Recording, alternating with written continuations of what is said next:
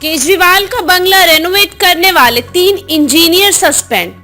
Modification के नाम पर नियमों के उल्लंघन और लागत बढ़ाकर दिखाने का आरोप।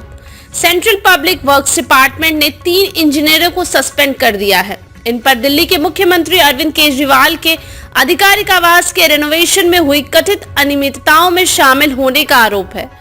इन इंजीनियर्स ने 4 और लोगों के साथ मिलकर केजरीवाल के कहने पर मॉडिफिकेशन के नाम पर कई नियमों का उल्लंघन किया है और सामान की लागत भी बढ़ा चढ़ाकर बताई। इन इंजीनियरों का नाम प्रदीप कुमार परमार, अभिषेक राज और अशोक कुमार राजदेव है। केजरीवाल का बंगला रेनोवेट करने में इन तीनों की भूमिका सबसे ज्यादा थी। इनका साथ देने वाले 4 लोगों को भी सस्पेंड कर दिया गया है। मामले की जांच पहले से ही सीबीआई कर रही है।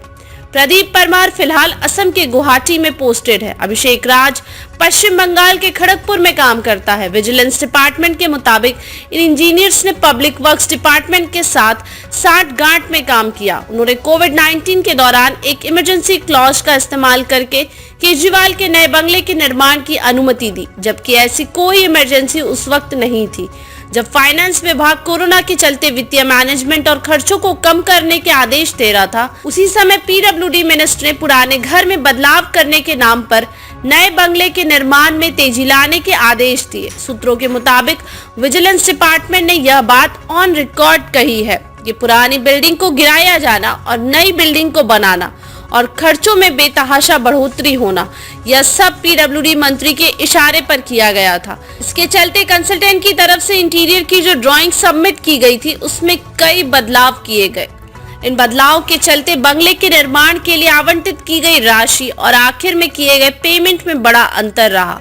विजिलेंस डिपार्टमेंट ने बताया था कि करोड़ों रुपए आर्टिस्टिक और सजावटी कामों, बेहतरीन क्वालिटी के पत्थर के फर्श, बेहतरीन लकड़ी के दरवाजों और ऑटोमेटिक स्लाइडिंग दरवाजों जैसे चीजों पर खर्च किए गए थे।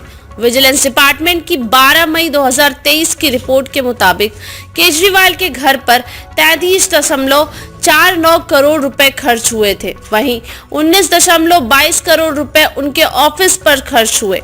उनके पुराने बंगले को गिराकर नया बंगला बनाया गया था। मीडिया रिपोर्ट्स के मुताबिक 2020 में तत्कालीन पीडब्ल्यूडी मिनिस्टर ने केजरीवाल के बंगले 6 फ्लैग स्टाफ रोड में बदलाव का प्रस्ताव रखा था। उन्होंने कहा था कि बंगले में एक ड्राइंग रूम, 2 मीटिंग रूम और 24 लोगों की क्षमता वाला एक डाइनिंग रूम बनना चाहिए। इसके लिए बंगले की दूसरी मंजिल बनाने का प्रस्ताव था। हालांकि दिल्ली सरकार के पब्लिक वर्क डिपार्टमेंट पीडब्ल्यूडी ने कहा था कि बंगले को तोड़कर उसी परिसर में नया बंगला बनाया जाना